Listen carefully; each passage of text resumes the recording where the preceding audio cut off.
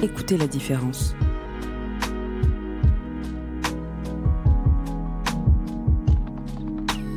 RCN, la différence.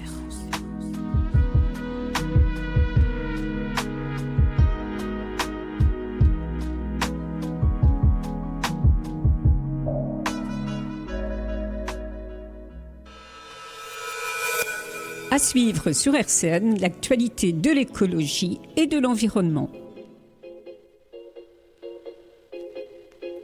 Opprimé de tout pays, dans une vie qu'on n'a pas choisie, à courir après l'utopie.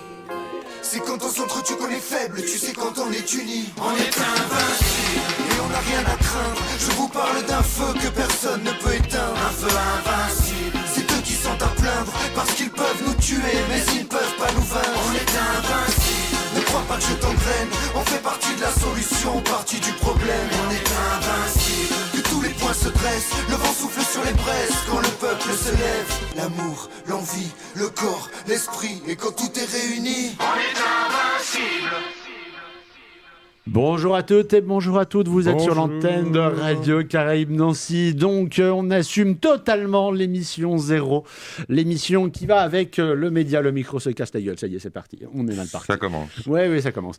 On assume totalement cette émission 0, on vous l'a dit, eh bien c'est le lancement d'un média. Le plan B lance son média à la fin du mois et en l'occurrence le média s'appelle notreplan.net. Ça va être un média au sens large vu qu'il va utiliser tous les supports. On va le retrouver sur internet, on va le retrouver partout et on va le retrouver à la radio.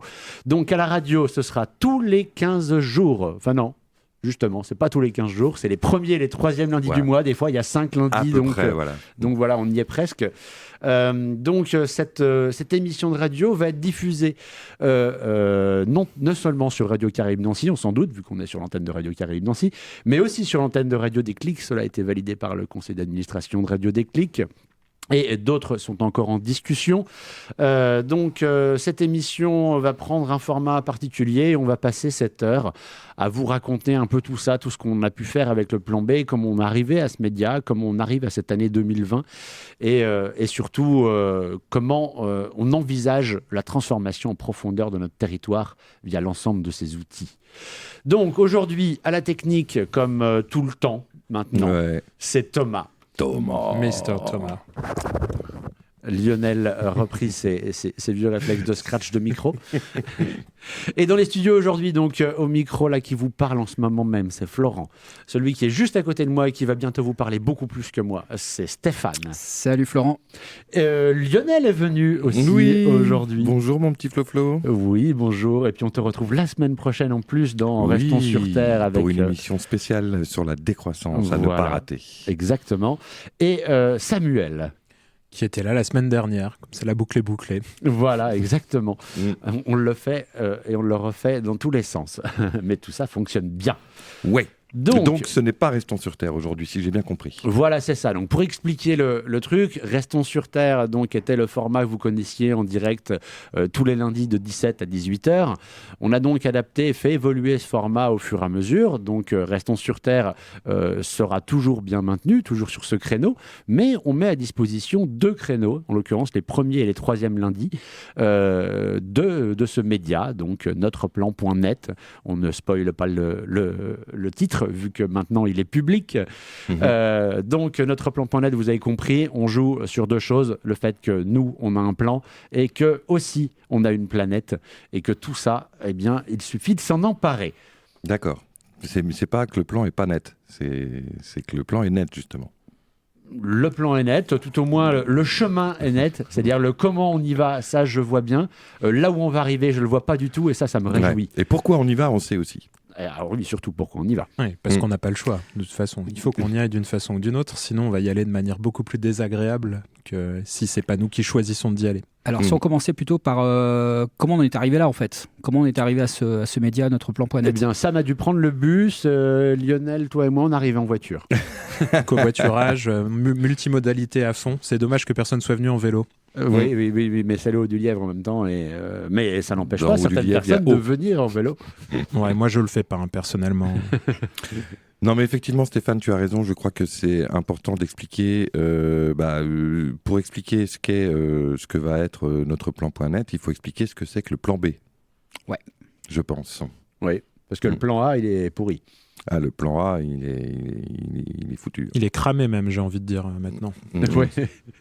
Totalement. Il est atomisé avec un A comme plan A. Alors, le plan B, pour tous les auditeurs et les auditrices qui n'ont pas encore entendu parler du plan B, et pour ceux qui en ont peut-être entendu parler par un biais ou par un autre, mais qui n'ont pas forcément encore compris l'ensemble des dimensions du plan B, qui est-ce qu'on lance là-dessus ? Sam, on va te lancer là-dessus.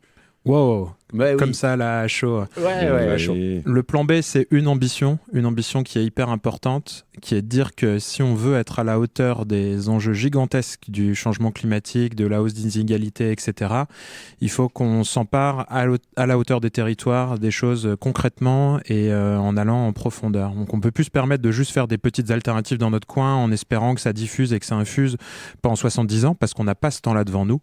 Et il faut au contraire qu'on assume le changement d'échelle et que donc nos petites alternatives d'hier deviennent la norme de demain et qu'elles soient à même de changer les choses en profondeur, parce qu'on voit bien qu'on ne peut pas attendre que nos dirigeants bougent.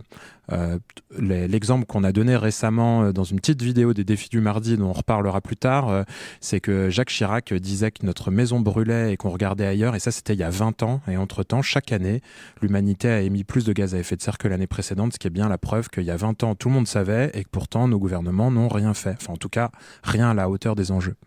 Et aujourd'hui, l'Australie brûle et on regarde sans rien faire, complètement sidéré devant ce truc qui était annoncé déjà depuis des décennies. Voilà, et son Premier ministre continue de soutenir l'industrie du charbon de manière massive là-bas, alors que la situation est quand même, pour le coup, très concrète. Mais la bonne nouvelle, messieurs, c'est que le GIEC, le groupement intergouvernemental d'experts pour le climat. C'est marrant, à chaque fois que tu le dis, tu changes le titre. Ouais, alors vas-y, balance, parce qu'à chaque fois, je sais que tu vas corriger. C'est ça, hein, quand même, non ? C'est pas un groupement, mais c'est le groupe. C'est le groupe intergouvernemental des experts sur l'évolution du climat. Ah, j'avais quand même 3 de bons sur 4, c'était pas si mal. Ouais, c'est pas si mal. Nous dit dans son rapport, donc là en gros on parle des scientifiques qui travaillent toute l'année sur la question climatique, nous disent que 50 à 70% des solutions au dérèglement climatique, ça se joue à l'échelle locale, à l'échelle des territoires. Et nous on est déjà plein en fait à se bouger sur les territoires depuis longtemps.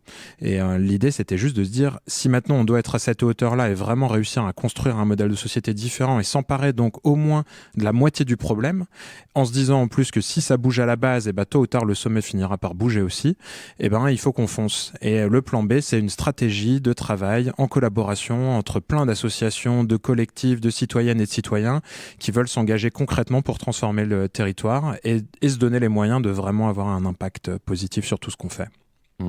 Et quand tu dis 50-70% des solutions sont au niveau local, tu penses à quoi par exemple ? En fait, c'est assez logique quand on y réfléchit, hein, mais on a la main sur notre alimentation, notre consommation, sur nos modes de déplacement, sur la façon dont on se loge, sur les entreprises qu'on crée. Et moi, je crois que c'est un avis là qui est très perso, mais je crois que un des pièges que nous ont fait croire pendant des années les gens, c'est qu'en fait, on avait la main sur rien et qu'on déléguait notre pouvoir sur tout et n'importe quoi. Je déléguais le pouvoir sur la façon de me nourrir à mon supermarché, à McDo, etc. Je déléguais mon pouvoir sur mon argent à des grandes banques qui en faisaient ce qu'ils voulaient de leur côté. Et que tout le jeu, c'est de se rendre compte qu'en fait, nous, on a un pouvoir énorme et qu'on peut reprendre la main sur toutes ces choses en créant nos alternatives et nos initiatives, et que dans chaque domaine, en fait, on a de quoi bouger, de quoi construire des solutions alternatives qui fonctionnent. Et au niveau local, et c'est très important, penser global, agir local. C'est là que les choses se font. Oui, non, bien sûr. Non, mais la réflexion, elle est bien là.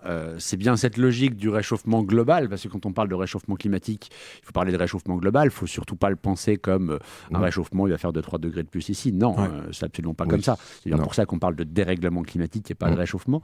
Mais ce réchauffement global pose cette dimension globale du réchauffement planétaire sur lequel on a un peu l'impression de base de ne pas avoir d'emprise. Mais en fait, cette emprise, on l'a concrètement ici au local, tout de suite et maintenant. Et en plus, la responsabilité qui va avec, c'est-à-dire la responsabilité de transformer ce territoire en profondeur et d'être capable de pouvoir encaisser les chocs qui vont venir, parce que les chocs sont annoncés, vont arriver, on en subit déjà les conséquences. On donnait comme exemple l'Australie là avec les incendies, mais la généralisation de ce type de phénomène dans le sud de la France est du même acabit. Et on a eu une tornade à Longwy cet été, je vous rappelle, dans les trucs un peu fous qui étaient inimaginables il y a quelques années. Oui. Et il faut aussi imaginer une augmentation extrêmement forte des précipitations.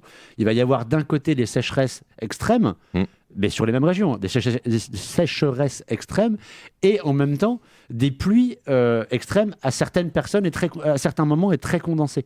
C'est-à-dire qu'à un moment donné, on va avoir des pluies extrêmement violentes avec des inondations, avec des choses comme ça. Et à côté de ça, l'été, on n'aura plus une goutte d'eau. Et ça a déjà été le cas. On l'a vu en France. Avec des villes qui ont été totalement privées d'eau cette année pendant l'été, pendant la sécheresse, où les approvisionnements se faisaient par camion parce que les nappes étaient vides.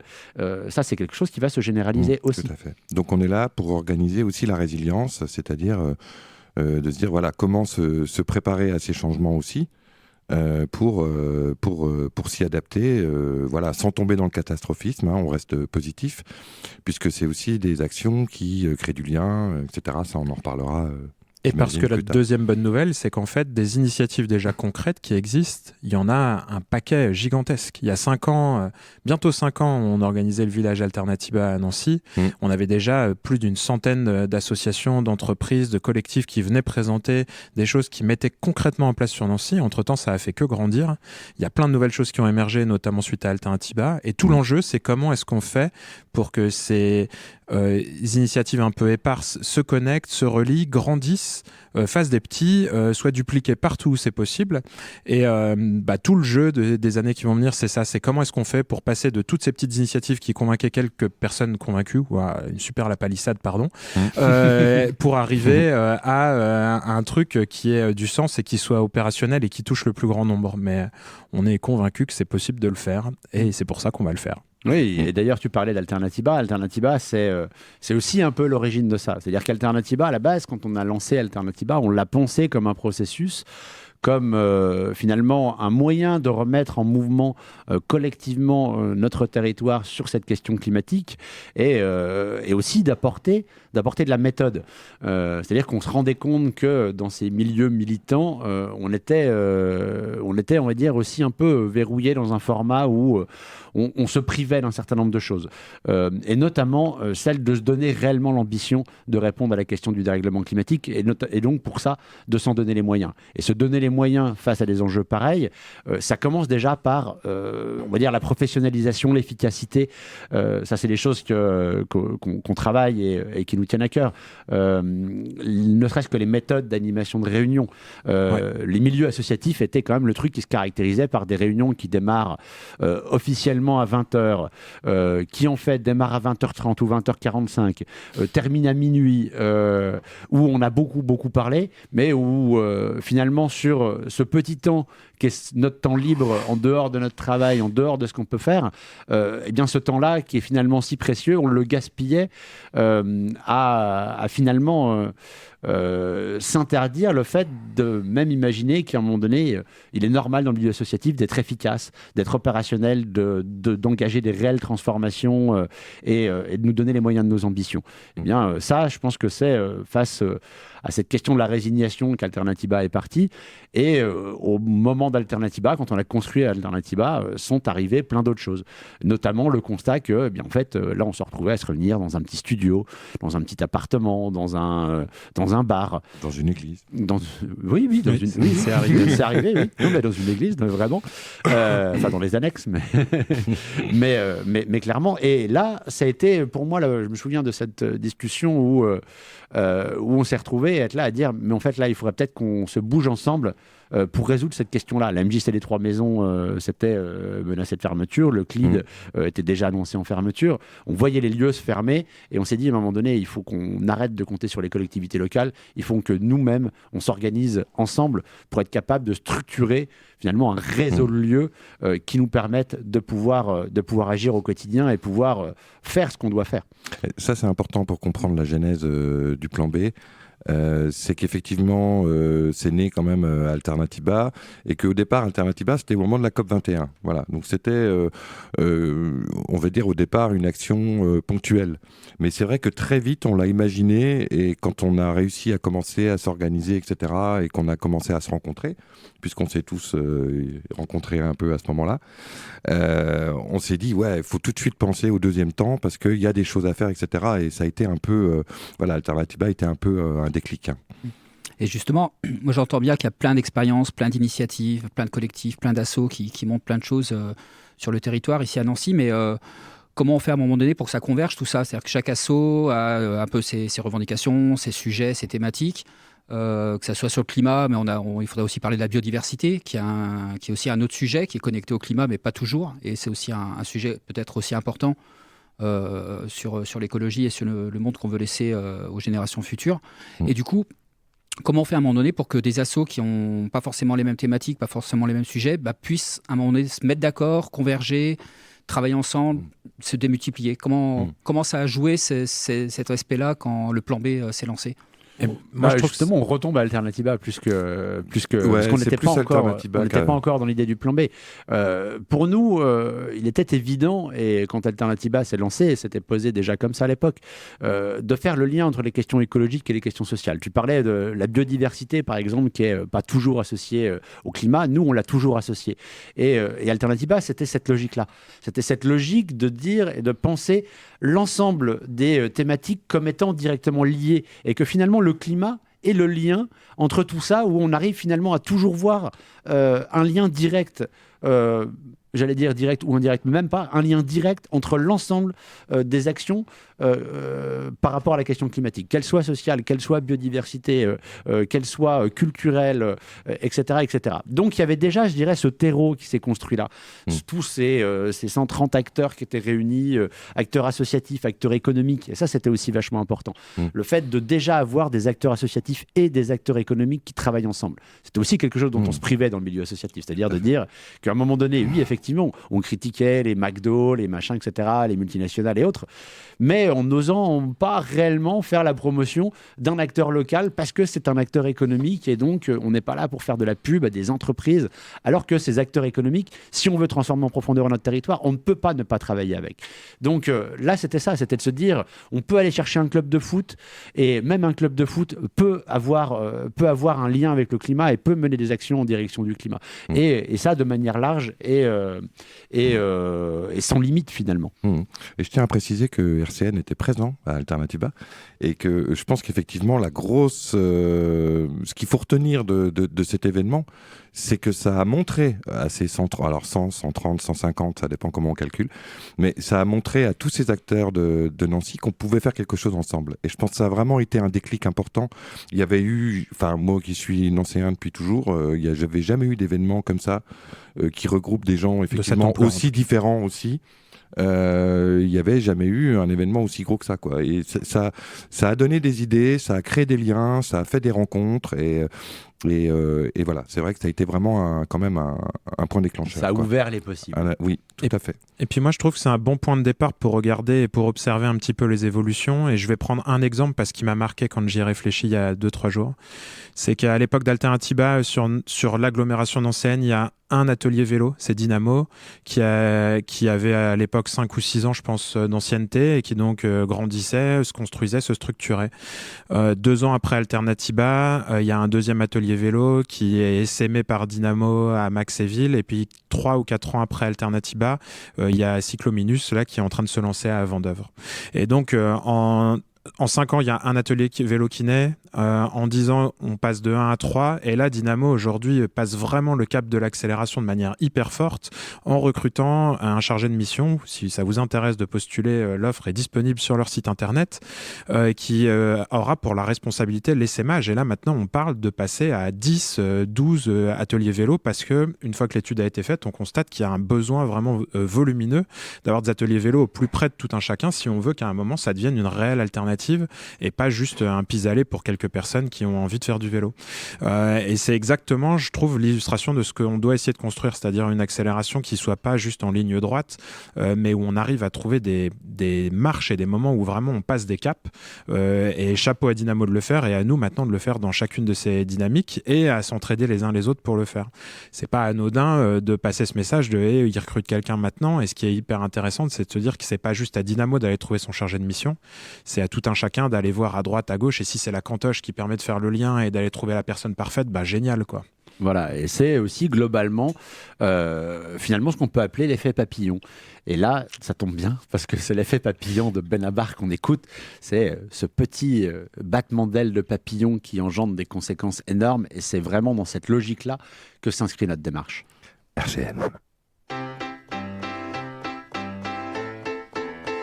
Si le battement d'aile d'un papillon quelque part au Cambodge déclenche sur un autre continent le plus violent des orages, le choix de quelques-uns dans un bureau occidental bouleverse des millions de destins, surtout si le bureau est ovale. Il n'y a que l'ours blanc qui s'étonne que sa banquise fonde. Ça ne surprend plus personne de notre côté du monde. Quand le financier s'enrhume, ce sont les ouvriers qui toussent. C'est très loin la couche d'ozone, mais c'est d'ici qu'on la perce. C'est l'effet papillon, petite cause, grande conséquence. Pourtant jolie comme expression, petite chose, dégâts immenses. Qu'on l'appelle retour de flamme ou théorie des dominos, un murmure devient vacarme, comme dit le proverbe à propos. Si au soleil tu t'endors, de biafine tu t'enduiras. Si tu mets une claque au videur, courir, très vite tu devras. Si on se gave au resto, c'est un fait, nous grossirons. Mais ça c'est l'effet cachalot. Revenons à nos moutons, à nos papilles, à nos tels un après-midi, aventure extra-conjugale, puis le coup de boule de son mari. Alors, si ton nez te fait mal, c'est l'effet papillon. C'est normal, fallait pas te faire choper. Si par contre t'as mal au front, ça veut dire que c'est toi le mari trompé.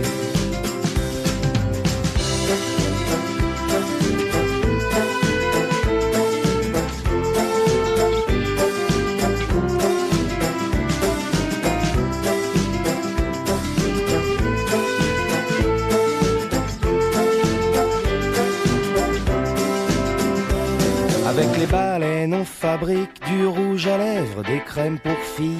Quand on achète ses cosmétiques, c'est au harpon qu'on se maquille.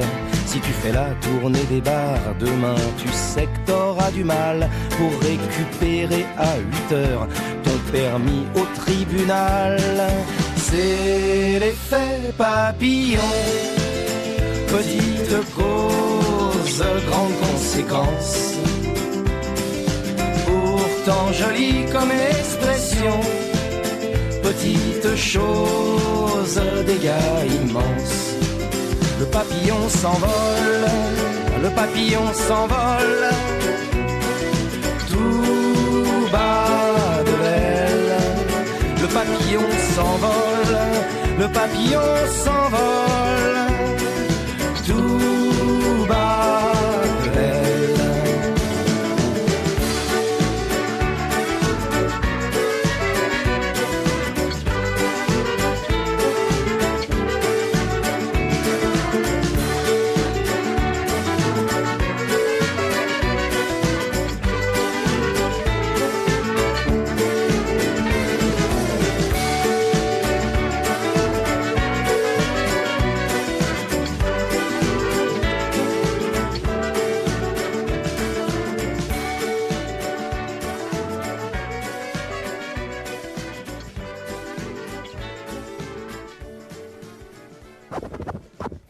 Non mais on va pas y arriver.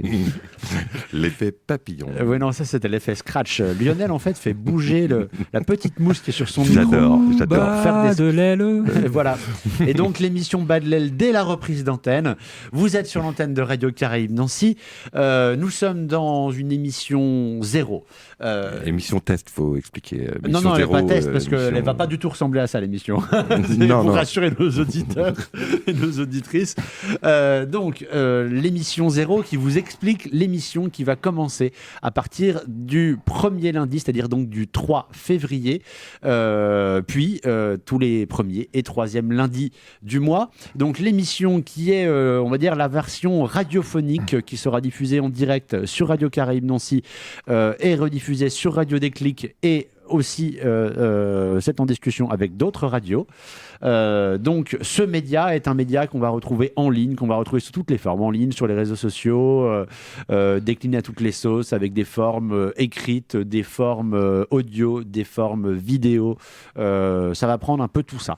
Alors... Donc ce média a été lancé par le Plan B et les acteurs du Plan B.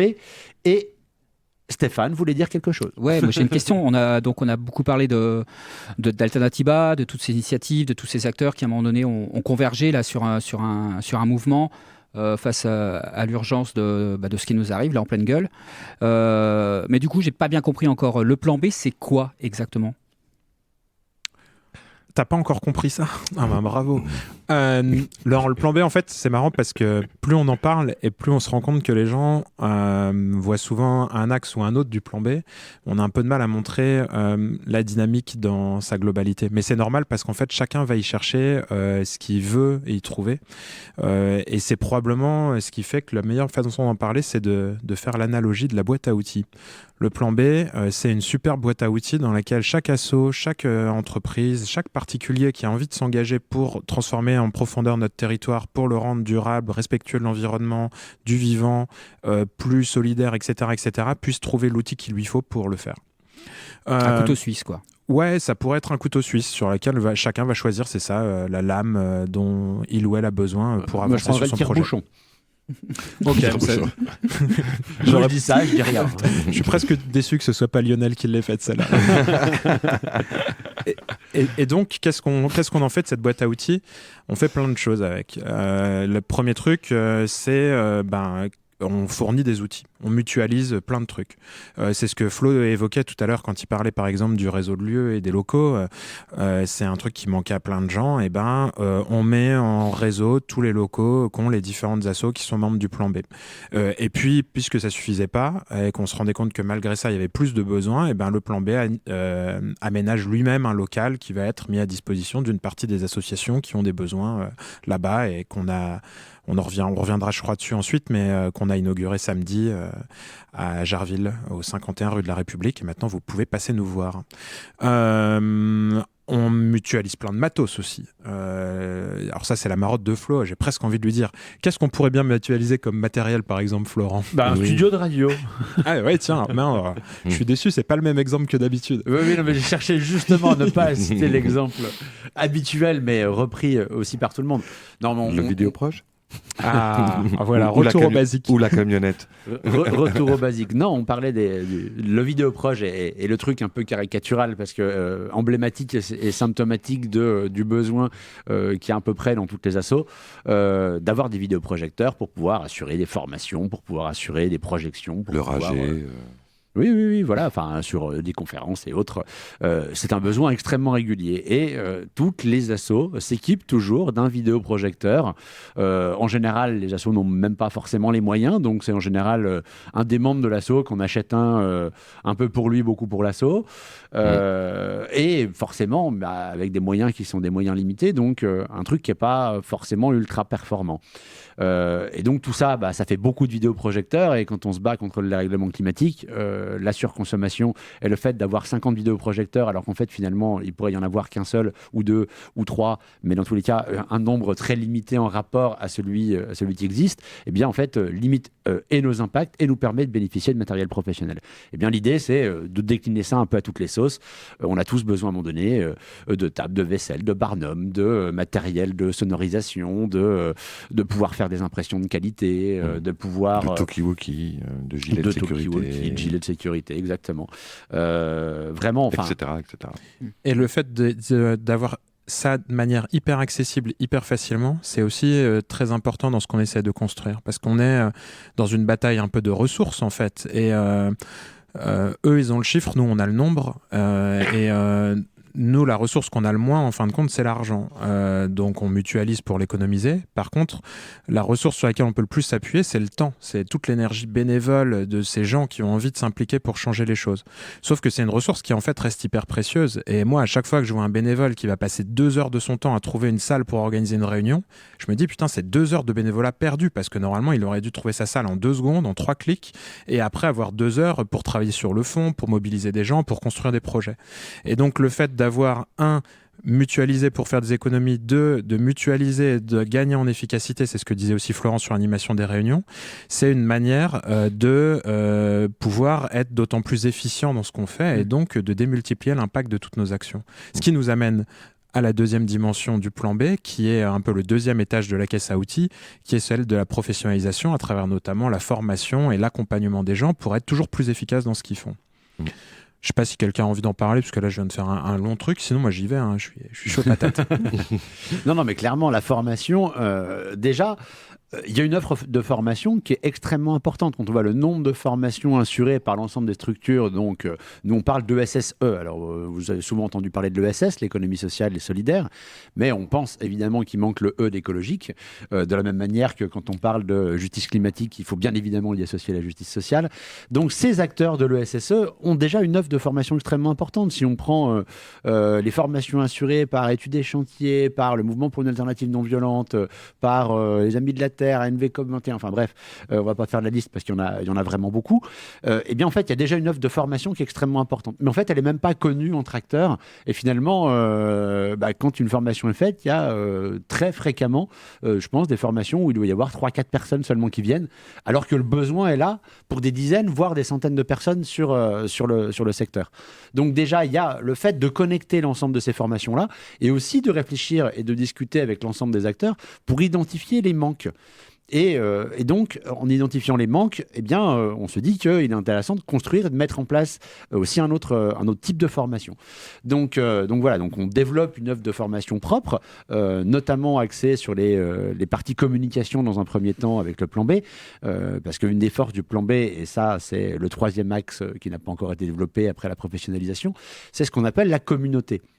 La communauté, c'est parti de ce constat. Le constat que fait très bien Sam, d'ailleurs, sur les connexions des cercles. Hein, c'est comme ça que tu te les définis, toi. Ouais, je te remercie un peu de me jeter une fleur, mais en plus, pour le coup, moi, j'avais pas la bonne intuition au départ. J'avais un peu ce sentiment qu'on était une toute petite communauté des gens qui bossaient sur la transition et que tout le monde connaissait tout le monde. Et de souvenir, c'était plutôt vous qui défendiez le fait que maintenant, il y a beaucoup plus de gens engagés et que, en fait, effectivement, quand on a commencé à aller présenter le plan B dans les assos, je me suis rendu compte qu'il y avait plein de gens que je n'avais jamais vus. Et ça a été hyper rassurant parce que c'est le moment où je me suis dit, waouh, en fait, on est nombreux, il y a du monde. Sauf que, effectivement, il y a plein de cercles qui sont interconnectés, mais les gens ont, en fait, pour la plupart, leur vie professionnelle, leur vie familiale, leurs loisirs. Et donc, après, ils veulent s'investir pour changer les choses, mais ils vont aller dans un truc. Je vais aller m'investir à fond à Dynamo, à la Cantoche, au Florin, chez ANVCOP 21, à Résistance à l'agression publicitaire, j'en passe et des meilleurs. La question, du coup, c'est comment est-ce qu'on fait pour interconnecter tous ces gens et pour qu'on passe un peu des initiatives qui sont cloisonnées chacune d'un côté à des trucs qui foisonnent, où tout le monde s'appuie ou A travaille avec B ou fait un lien avec C et qui permettent de démultiplier un peu l'impact de tout ce qu'on fait. Et ça, c'est la force de la dynamique de communauté qui, si on reprend toujours notre image de la boîte à outils, pourrait être un peu du coup la burette d'huile qui sert à mettre de l'huile dans les rouages entre les connexions entre chaque association pour qu'un maximum de trucs se fassent. Ça pourrait être une asso qui a besoin de monde parce qu'elle fait un déménagement ou un truc, elle peut s'appuyer sur les bénévoles des autres assos par exemple. Ouais, de manière ponctuelle, c'est un très bon exemple. Ça peut être une asso qui lance un crowdfunding et qui a besoin une fois que tout le monde relaye le fait que là les gars, c'est le moment de mettre vos 10 balles pour permettre à ce truc de décoller. Ça peut être une asso qui lance une offre type la Cantoche, allez, on est ouvert, on va faire des repas en transition, en plus c'est délicieux tous les midis. Ok, on vous demande pas de venir bénévole chez nous, mais on vous demande quand vous avez envie de vous faire une bouffe de penser à venir la faire chez nous nous plutôt que dans le resto classique d'à côté. Ça peut être aussi l'organisation de la marche pour le climat, où on propose une arrière-base logistique, un peu de conseils et du lien pour organiser des choses comme ça. Voilà, et qui va jusqu'à l'accompagnement des porteurs de projets, qui soient associatifs, qui soient économiques, on va dire du stade de l'idée jusqu'à un stade beaucoup plus avancé. Tout ça, c'est des choses où finalement les compétences qui sont déjà présentes dans le réseau sont pas à l'heure actuelle disponibles. Et donc, quand on est au stade de l'idée, tu dis j'ai envie de faire ça, en fait, tu sais pas vraiment où aller. Tu vas à la chambre de commerce, tu arrives dans ce genre d'instance. Et tu parles de projet alternatif, tu te fais bananer, balancer. Tu vas voir ton banquier il dit mais votre projet ne tient pas la route. Voilà, c'est pas les schémas habituels. Et ben il y a aussi toute cette logique d'accompagnement, voire même d'ingénierie financière. Et là il y a différents leviers qui vont du florin, qui via la connexion des acteurs économiques entre eux et le fait de construire une économie réelle et maîtrisée à l'échelle de notre territoire permet de pouvoir épauler et faire rentrer tout de suite dans un réseau un nouvel acteur qui viendrait s'implanter sur le territoire, et permet aussi via l'ensemble de l'argent, et là à l'heure actuelle c'est près de 100 000 euros qui sont sur un compte bloqué, c'est-à-dire tous les florins qui sont en circulation doivent pouvoir être en permanence remboursés s'il le fallait. Donc il y a 100 000 euros qui sont à peu près à l'heure actuelle en un an et demi 104 000 même 104 000, voilà. Sam étant très impliqué dans le florin, il a les chiffres à jour, qui sont donc entre guillemets, enfin c'est pas entre guillemets, qui sont bloqués sur un compte. Eh bien cet argent-là est bloqué sur des comptes à la banque éthique, la NEF, qui est la seule banque 100% transparente, éthique, et qui a un partenariat avec les monnaies locales et qui s'engage à doubler ce montant-là et de pouvoir avancer en termes de prêts et prêter à des porteurs de projets justement sur ce type de projet qui participent à construire les alternatives aujourd'hui. Et il y a aussi les clubs d'investissement, les cigales, qui sont aussi finalement un véritable accompagnement en lui-même, parce que c'est pas juste, les cigales c'est des clubs, sont des clubs d'investisseurs qui reçoivent des entrepreneurs et qui les aident via un coup de pouce financier et un prêt et une participation aussi à cette activité, qui les aident en fait à se lancer via un mécanisme d'argent, mais aussi via déjà aussi les réseaux auxquels ils connectent. Alors quand tu commences à connecter les cigales avec la monnaie locale, la NEF, l'accompagnement des porteurs de projets sur les différents aspects, la professionnalisation, la mutualisation, parce que forcément quelqu'un qui porte un projet, il est dans son projet et c'est pas forcément un bon comptable, c'est pas forcément un graphiste, etc., etc. Eh bien il faut qu'il puisse être connecté à des graphistes, il faut qu'il puisse être connecté à des comptables, il faut qu'il puisse être connecté à l'ensemble de ses compétences, de ses moyens, qui sont ceux qui font défaut à tous ces porteurs de projets d'alternatives. Le plan B, c'est ça, c'est être capable de pouvoir connecter tout ça, de pouvoir aiguiller au bon endroit, orienter vers la bonne personne, organiser le rendez-vous qui va bien, convoquer les différents acteurs, aiguiller. Voilà. Enfin, je pense que c'est un peu cette logique-là qui est aussi dans la connexion, et le fait que ces alternatives qui peinaient à émerger jusque-là, vont pouvoir en fait très vite atteindre un seuil de rentabilité économique, de viabilité du projet s'il est associatif aussi,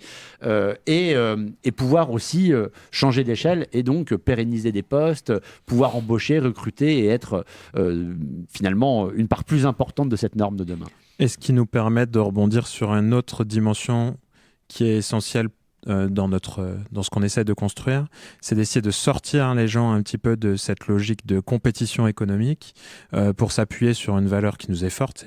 C'est souvent Flo qui en parle, qui est le fait de passer de la logique de compétition à une logique de coopération et de se dire que c'est l'avenir. Ce qu'on veut construire, c'est pas une logique d'économie prédatrice où chacun essaye de manger l'autre, mais au contraire, une économie de la collaboration où la préoccupation numéro 1, c'est nos impacts et de faire en sorte qu'ils soient positifs aussi bien sur la société que sur l'environnement, que sur les gens qui nous entourent, et que ça, on peut le faire tous ensemble en s'entraidant et en se serrant les coudes.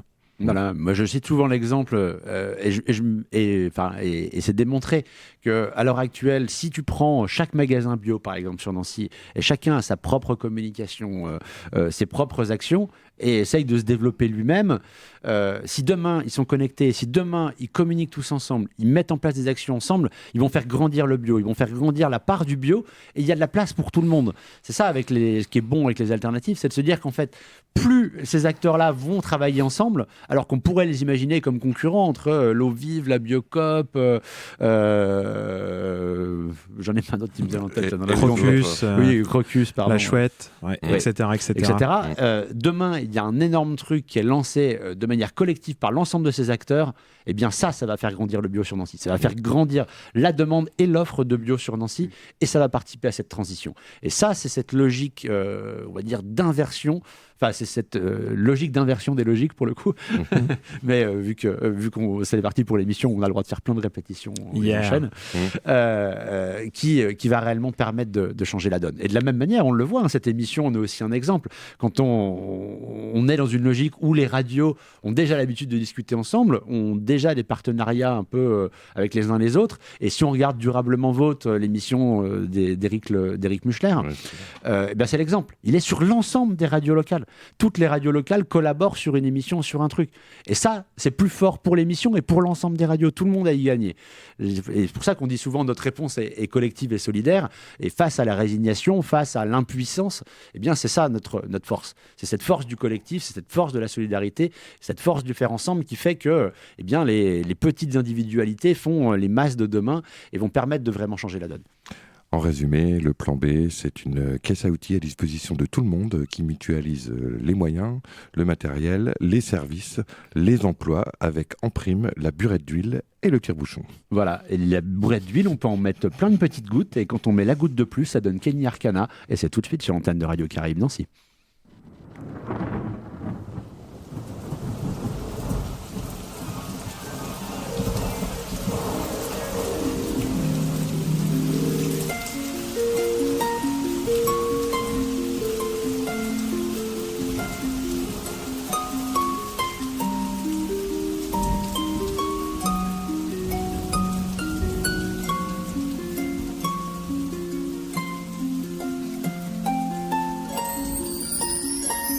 Je ne suis qu'une goutte dans l'océan, une goutte de plus parmi vous, une goutte de pluie ou une larme de plus sur les joues de notre planète Terre. Mère, pardonne-nous, l'homme a créé ce tourbillon qui nous a tous rendus fous, folie générale, même les climats ne tiennent plus le coup. Nos vies ternissent par notre faute, on en a même perdu le goût, j'ai peur du coup. Pourtant j'ai bien vu la lueur du gouffre, du moins je l'ai aperçu en éclairant un peu mon cœur du fou, oui. Que le soleil, la lune, les arbres, les mers nous pardonnent, toutes les espèces vivantes que la mienne a exterminées.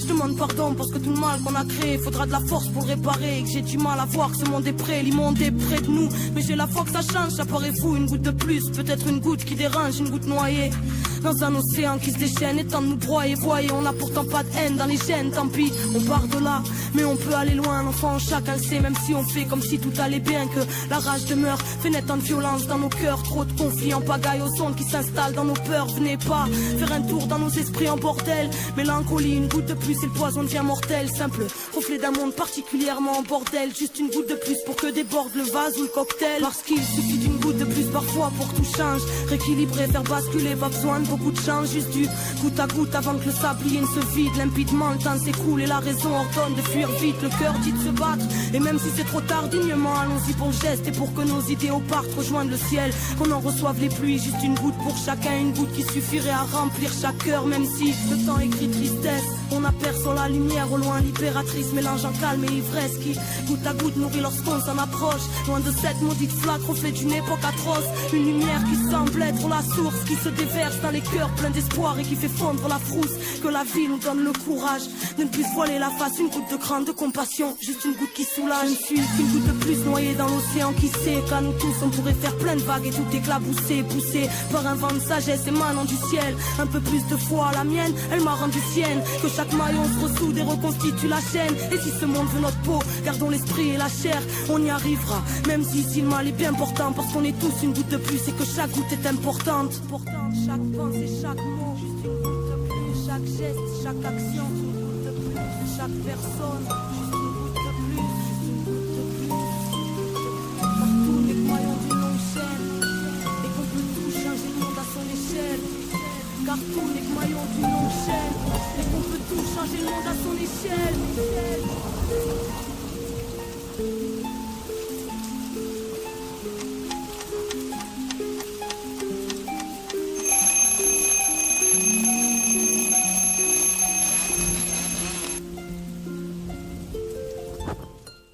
direct sur l'antenne de Radio Caraïbes Nancy et bientôt aussi sur Radio Déclic, l'émission. Nous sommes dans l'émission 0 de cette future émission qui va s'appeler, on ne sait pas, mais on vous le dira dans 15 jours peut-être. Mais dans tous les cas, c'est l'émission du média, Notre Plan.net, le média qui sort le 31 janvier en ligne, dans les médias sociaux et de manière large, impulsé par Le Plan B et ses acteurs.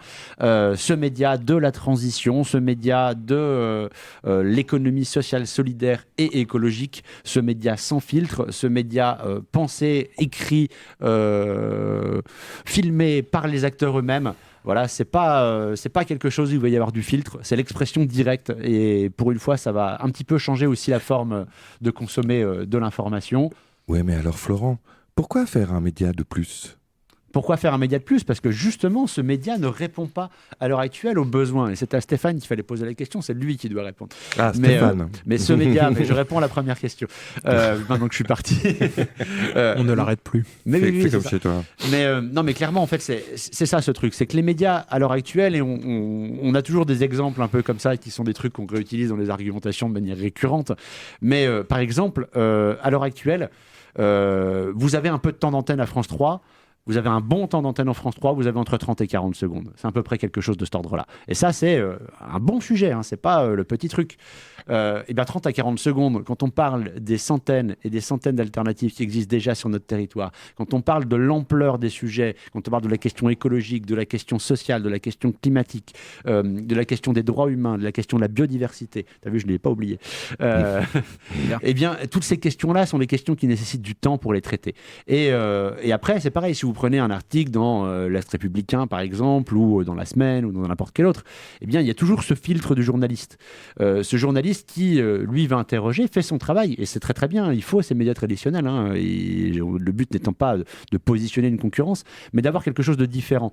C'est-à-dire qu'en gros, là, l'article étant rédigé par vous-même, ou les propos tenus par vous-même et sans filtre, eh bien, vous avez la possibilité et le temps de pouvoir le faire. Et il n'y a pas ces erreurs qu'on a régulièrement qui sont factuelles. Moi, je vois le nombre de communiqués de presse que j'ai vus, où j'ai participé à la rédaction, qui ont été envoyés aux journalistes, et où les articles qui arrivent derrière sont même faux sur les chiffres qui sont écrits noir sur blanc dans les communiqués de presse. Eh bien ça, c'est complètement symptomatique. Les noms aussi, souvent. Voilà, ou les phrases qui vous sont prêtées. Moi, je vois le nombre de phrases où c'est écrit mon nom et mon prénom devant ces phrases que je n'ai jamais dites, ou que j'ai dit complètement autre chose et qui sont détournées de leur sens. C'est vite frustrant et énervant. Et bien là, c'était aussi la question et l'objet de pouvoir répondre à ces frustrations-là et d'avoir cette expression libre, sans censure et large.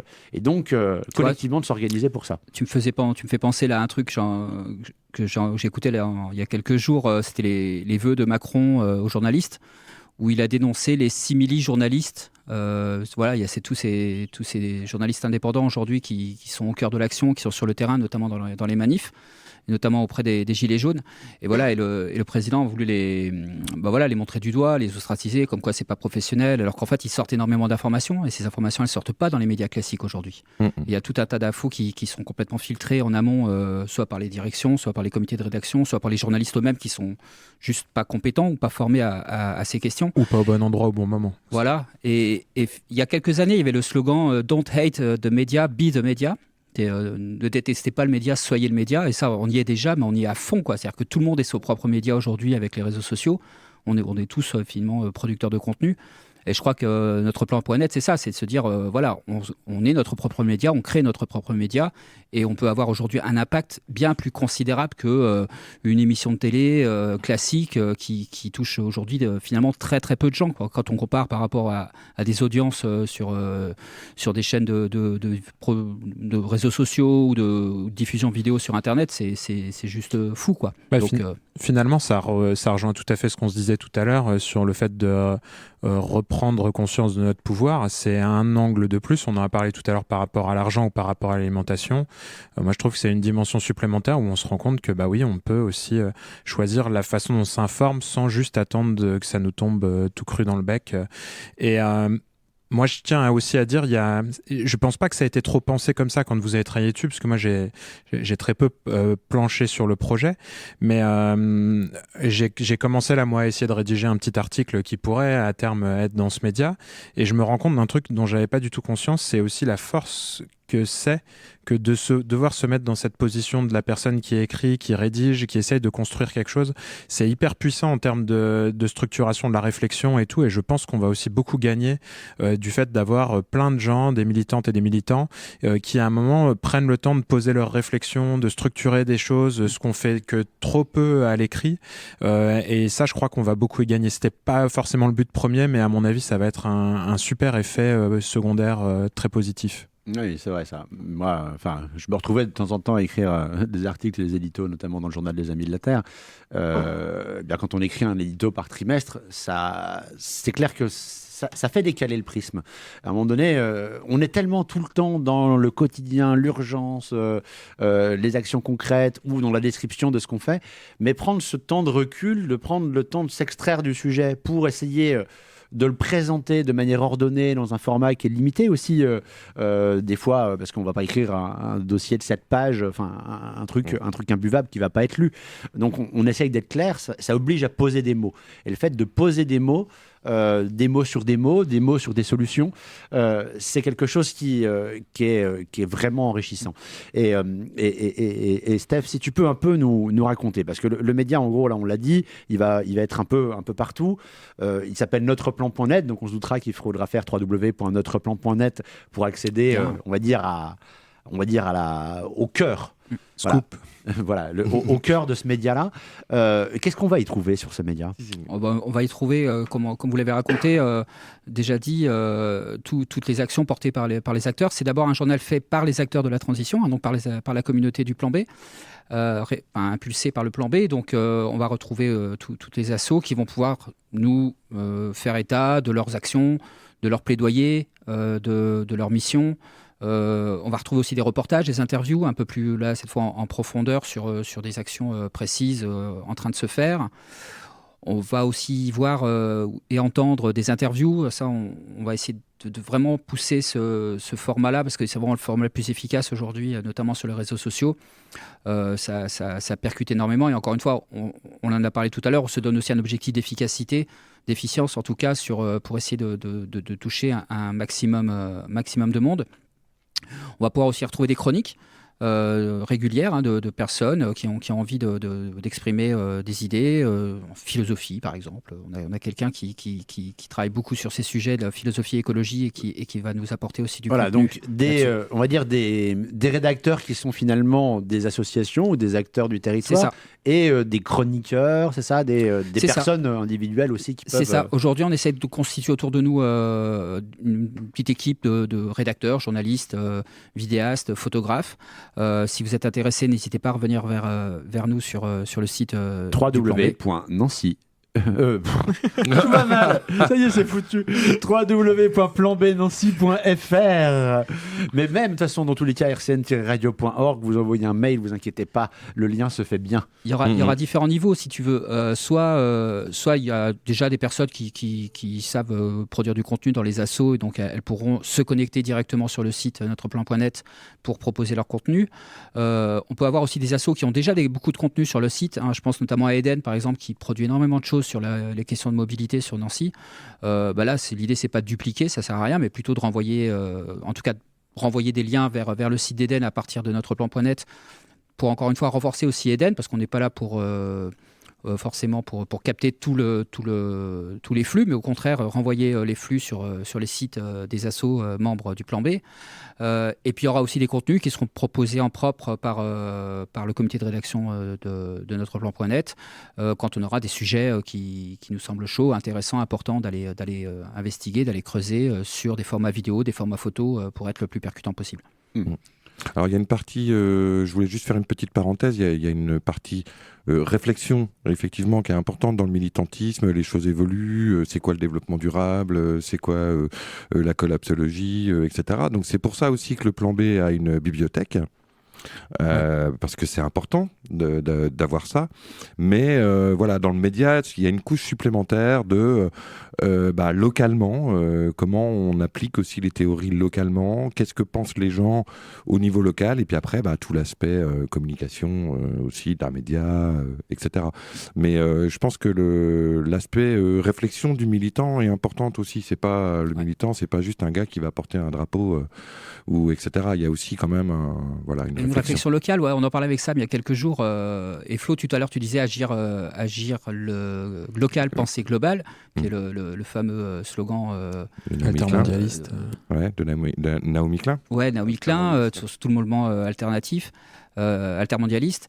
On peut aussi inverser le truc aussi, c'est-à-dire qu'on peut dire aussi agir global, parce qu'il faut agir au niveau global par rapport à des problèmes qui sont globaux, et penser local. Et je pense qu'il y a un gros boulot à faire aujourd'hui sur le penser local, de vraiment concrètement ce qui nous arrive et comment on fonctionne à l'échelle locale pour organiser notre résilience, organiser notre adaptation, organiser l'atténuation.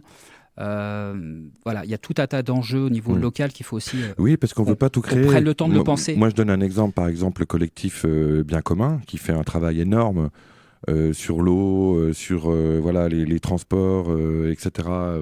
Nancy Thermal, etc. Je veux dire, nous, on veut qu'une chose, c'est les soutenir, et si on peut, et parce qu'il y a une réflexion locale, il y a des actions locales, il y a des choses qui se font, qui se créent. Ouais. Et donc notre plan.net, ça pourrait être ça aussi, cette espèce de parenthèse à un moment donné pour aussi prendre le temps de cette réflexion